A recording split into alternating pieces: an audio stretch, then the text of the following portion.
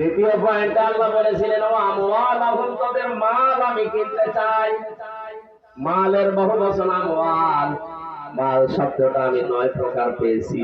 এই পৃথিবীতে যত মাল আমরা দেখতে পাই, নবীজি বলেন আদ-দুনিয়া কুল্লুহা মাতাউন ওয়া খায়রু মাতাউদ দুনিয়া ইমরাতুস সালিহা। পৃথিবীর সব কিছু সম্পদ। এই সম্পদের ভেতরে শ্রেষ্ঠ সম্পদ আমি নবীর কাছে আল্লাহওয়ালা মেয়ে মানুষ। এটাকে একটা সম্পদ মাল বলা হয়, কিন্তু এই উল্টা দিকে নিয়ে যাবেন না। দুনিয়ার সব কিছুই নবীজির কাছে। নবীজির ঘোষণায় সম্পদ ছিল, উত্তম সম্পদ হিসাবে নবীজি তাদের নাম বললেন, এটা আল্লাহওয়ালা মেয়ে মানুষ। আল্লাহওয়ালা হওয়ার জন্য মেয়েদের 4টা গুণ লাগবে। কয়টা? বলেন বলেন। কোন মেয়ে লোক যদি মনে করে আমি আল্লাহওয়ালা হতে চাই, শুধু নামাজ পড়া, রোজা রাখা, কালো বোরখা পরা না, এগুলোই না। 4টা গুণ তাদের ভিতরে অর্জন করা লাগবে। 1 নম্বরে তার স্বামী যদি তার দিকে তাকায়, স্বামীকে আনন্দ দেবে। আজ এই ছোট্ট একটা আমলের কারণে হাজারো পরিবারে পরকীয়া প্রেম চলছে। স্ত্রীর কাছে হয়তো রেসপন্স পায় না, স্ত্রীর এভাবে সম্মান করে না, বাধ্য হয়ে সে অন্য জায়গায় লাইন করে। এমন হয় ধরা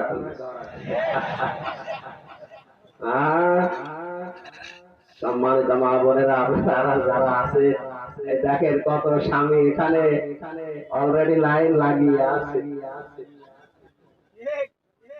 না, আমি পরকীয়া প্রেম করার জন্য উদ্বুদ্ধ করছি না।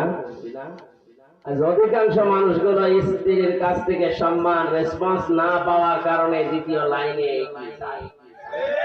সেই মহিলার কাছে ও যাচ্ছে, ওর ভেতরে যা আছে আপনার ভেতরে সব আছে। এখন বলে দেখেন, হ্যাঁ, অনেক পুরুষ মানুষেরও সমস্যা আছে। জেলখানায় যাবার আগে একটা ঘটনা ঘটেছিল। এক মহিলা কল দিয়ে বলছে, হুজুর বিয়ে করলাম, আশা করে দেখি না, মন শুধু আমার দিকে না, আর দিকে ওরে ছেড়ে দিলাম, আর একটা ধরলাম, আল্লাহ এ দেখি 2 জায়গায় করে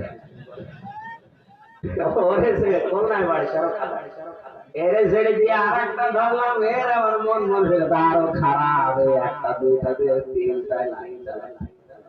এরকম 2 নাম্বার পুরুষ মানুষও আছে না নেই? তিরমিজি শরীফের হাদিস, নিজের স্ত্রীর রেসপন্স, সম্মান, তার শারীরিক সব চাহিদা মেটানোর পরেও যদি কোন মানুষ পরকীয়া প্রেমে লিপ্ত হয়, 3টা আযাব দুনিয়াতে আল্লাহ তার দেবেন। 1 নম্বরে তার চেহারার উজ্জ্বলতা আল্লাহ নষ্ট করে দেবেন। 2 নম্বরে এই পরকীয়া প্রেম এত কঠিন, জঘন্য, খারাপ, এর কারণে 2টা সংসার নষ্ট হয়ে যায়। এই মানুষের ইবাদত বন্দেগী আল্লাহ কবুল করা বন্ধ করে দেবেন। সবচাইতে বড় কঠিন বিষয় মরণের সময় এই 2টা সংসারকে ধ্বংস করার জন্য ইমাম মুসলিম হবে না। সুতরাং এখনো মিথ্যা কথা না বলে এই সামিয়ানার নিচে যারা আছেন, পরকীয়া প্রেমে যদি থাকে, আপনি এখন থেকে তওবা করবেন। কারা কারা তওবা করবেন হাত তোলেন তো। অনেকে এখানে আছে, 2 নম্বর আপনি ফিরে আসবেন। সম্মানিত মা বোনেরা, বলেন এখানে আপনার সম্মান, রেসপন্স, আপনি আবেগ পূর্ণ নয়, এই জন্য যদি অন্য জায়গায় যায়, এ দোষ শুধু ওর একা হবে না, আপনারও দোষ আছে। এই জন্য নেককার হওয়ার প্রথম গুণই নবীজি দিয়েছেন। স্বামী যখন আসবে, যে কোনো অঙ্গ ভঙ্গি দিয়ে, কথাবার্তা দিয়ে হোক, আচরণ দিয়ে হোক, স্বামীর মনে আনন্দ দেবে, এটা নেককার হওয়ার প্রথম কাজ। এটা তার হাজারো পরিবার জান্নাতি পরিবেশে ফিরে আসবে। এই ছোট্ট একটা আমলের কারণে আজ হাজার হাজার পরিবার জাহান্নামে। 2 নম্বরে কোন স্বামী যেটা পছন্দ করে, ওটা যদি জায়েজ হয়, আপনার জীবন থাকবে, ওইটা ভালো লাগবে। আমি আবার বলছি, আর যদি না জায়েজ হয়, আল্লাহ রাসূলের বিরুদ্ধে যায় স্বামী, না স্বামীর বাবা হলেও মারা যাবে না। লা তাআতা লিমাখলুকিন ইল্লা বিমাসিয়াতিল খালিক। আল্লাহ রাসূলের বিরুদ্ধে চলে যায় এমন কোন সিদ্ধান্ত যদি স্বামী দেয়, ওর বাবা দিলেও মানা যাবে না।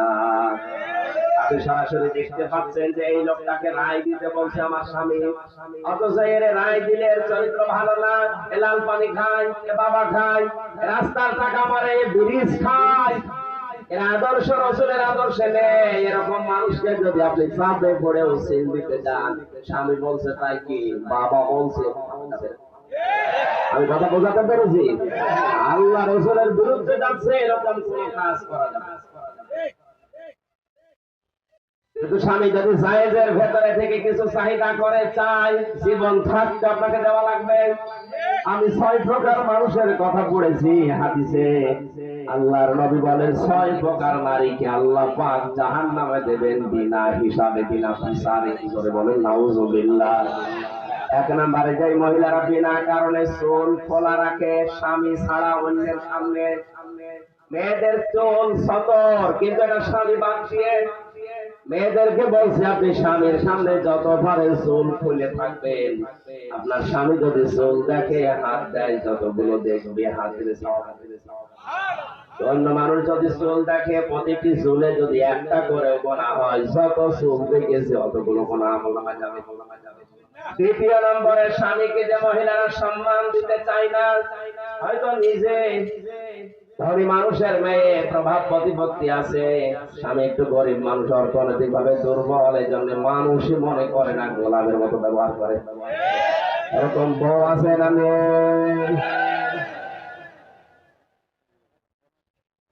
3 নম্বরে আল্লাহ নবী বলেন নিজের স্বামীকে বাদ দিয়ে পৃথিবীর অন্য কোন পুরুষের সাথে যে মহিলা হাসি ঠাট্টা করে, আনন্দ উল্লাস করে, হাসি মস্করা করে, এই মহিলাকে বিনা হিসাবে জাহান্নামে দেওয়া। দিন দিন বেড়ে যাচ্ছে, গ্রাম অঞ্চল তো টের পাচ্ছেন না। 4 নম্বরে যে মহিলাকে আল্লাহ অপবিত্র করে দেন, মাসে 3 দিন, 5 দিন, 7 দিন, 10 দিন, অপবিত্র থেকে পবিত্র হওয়ার জন্য যারা খেয়াল রাখে না নিজের শরীরকে, এটা উদাসী, এটা একটা আমল। প্রতি মাসে 3 দিন, 5 দিন, 7 দিন আপনাকে আল্লাহ অপবিত্র শুধু এমনিতে রাখে না, এই নাপাক রক্ত গুলো বের করে দিয়ে হাজার হাজার রোগ থেকে আল্লাহ বাঁচিয়ে দেন। বিজ্ঞান প্রমাণ করেছে এই রক্ত যদি মহিলাদের না আসতো, কোন মহিলা 2-3 মাসের পরে আর সুস্থ থাকতো, এমনি অসুস্থ হয়ে মরে যেত। এটা তৈরি হয়েছিল হযরত আদম আলাইহিস সালামের ওই স্ত্রী যখন জান্নাতের ওই নিষিদ্ধ গাছটা ছিঁড়তে যাচ্ছিলেন, গাছটা বারবার কেঁদে কেঁদে বলেছিল আমাকে ছিঁড়বেন না, আমি নিষিদ্ধ, আল্লাহ পাক আমাকে নিষিদ্ধ করে দিয়েছে।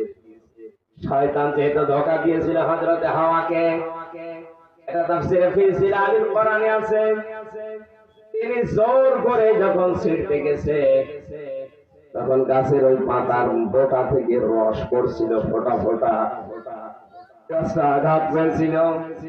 বরদোয়া দিয়েছে রব্বুল আলামিন, আমার শরীর থেকে যে মহিলা রক্ত ঝরিয়েছে, কষ ঝরিয়েছে, যখন প্রাপ্ত বয়স্ক হবে ওর শরীর থেকে তুমি এভাবে রক্ত ঝরিয়ে নিও।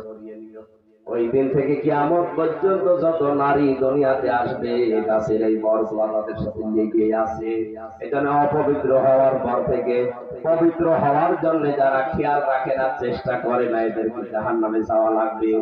5 নম্বরে অন্যের সুখে যারা হিংসা করে, এটা মেয়েদের ভেতরে নেই, এইটা সবচেয়ে অন্যের সুখে যারা হিংসা করে, আমার হোক ওর যেন না হয়। আমি জেলখানায় থাকতে আমার দাদা মারা গেছে, একটা গল্প বলছিলেন। বেঁচে থাকতে এক লোক মাঠে চাষ করতে গিয়ে একটা পাথর পেয়েছে, পাথর একটু নাড়া দিলে, ঘষা দিলে একটা দৈত্য বের হয়, ডাক দিয়ে বলে মালিক কি চান বলে দেবো, কিন্তু সাবধান, আপনি যা চাবেন আপনাকে দেবো, আর আপনার পাশে যে থাকবে ওই জিনিস তার ডবল হয়ে যাবে, আমার দরকার নেই। স্ত্রীকে বলছে কুদরতের পাথর, রেখে দাও সাবধানে, আমি মাঠে গেলাম, একটু সাবধান, মশা যেন না লাগে। মেয়েদের যেটা নিষেধ করবে কখন ওটা বেশি করবে। ও গেছে মাঠে, চিন্তা করছে কি আছে এর ভেতরে, স্বামী বলে গেল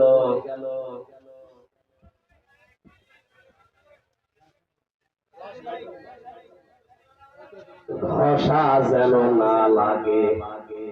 দিয়েছে বের করে এক ঘষা, দৈত্য বের হয়ে বলে মালিক কি চান? বলে কি চাই মানে সারা জীবন তুমি ঘরে আসি টের পাচ্ছ না, একতলা বাড়ি চাই। ও তো আর জানে না পাশের বাড়ি, বলে না কেন? মাঠ থেকে বাড়ি এসে চিনতে পারছে না আমার বাড়ি কোনটা। বহু কষ্ট করে বাড়িতে গিয়ে বলে তুই বাড়ি কি করেছো? ঘষা দিয়ে, ঘষা দিয়ে। তুমি তো ঘষা দিলে বাইরে এসে দেখো অবস্থা। সব বাড়ি দইতালা, আঠর আবার নিয়ে আসো। দৈত্য যখন বেরিয়েছে বলে কি চান? কি চাই বোঝো না, আর এক কানা করে দে। আশপাশে যারা আছে সাথে কিছু সম্মানিত মা বোনেরা, জাহান্নামে যাওয়ার অন্যতম কারণ এই হিংসা। এটা দূর করা লাগবে। মেয়েদের ভেতরে সবচেয়ে মেয়ে লোক আমার পরে রাগ করে এই কারণে। আর একটা হাদিস বলছে, মুসলিম শরীফের হাদিস 3212 নম্বর, 6 নাম্বারটা একটু ঝামেলা, এটা বলার দরকার। যারা কথায় কথায় মিথ্যা কসম করে, গীবত করে, মিথ্যা কসমটা একটু বেশি। কিছু যদি চুরি হয় এলাকায়, ছেলের মাথায় হাত দিয়ে আন্দাজে কসম থেকে ফেলে। পৃথিবীর কারো মাথায় হাত দেওয়া, মসজিদে উঠে কোরআন মাথায় নিয়েও কসম করা যায়, এই কসম করা যায় যাচ্ছে শুধুমাত্র আল্লাহর নামে। আর বেশি বেশি তারা কসম করে এদের উপরে আল্লাহ লানত দেয়। আল্লাহ মেয়েদেরকে চায় যেন 6টা কাজ থেকে যেন হেফাজত রাখেন, জোরে বলেন আমিন। নেককার হওয়ার 2 নম্বরে বলেছিলাম, স্বামী যেটা পছন্দ করে যদি জায়েজ হয়। প্রত্যেকটা স্বামী পছন্দ করে বিয়ের পরে আমার মা বাবা যেন আমার সাথে থাকে। আস্তে বলেন, আস্তে বলেন। এটা হাজারো পরিবার এটা না। আপনি নামাজ পড়তে পারেন, রোজা রাখতে পারেন, বোরকা পড়তে পারেন, নেককার হতে পারেন না।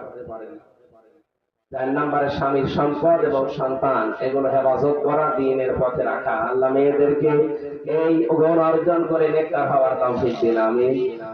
আমি আর শেষ করতে পারছি না, আমাদের আর 5 মিনিট আছে মাত্র।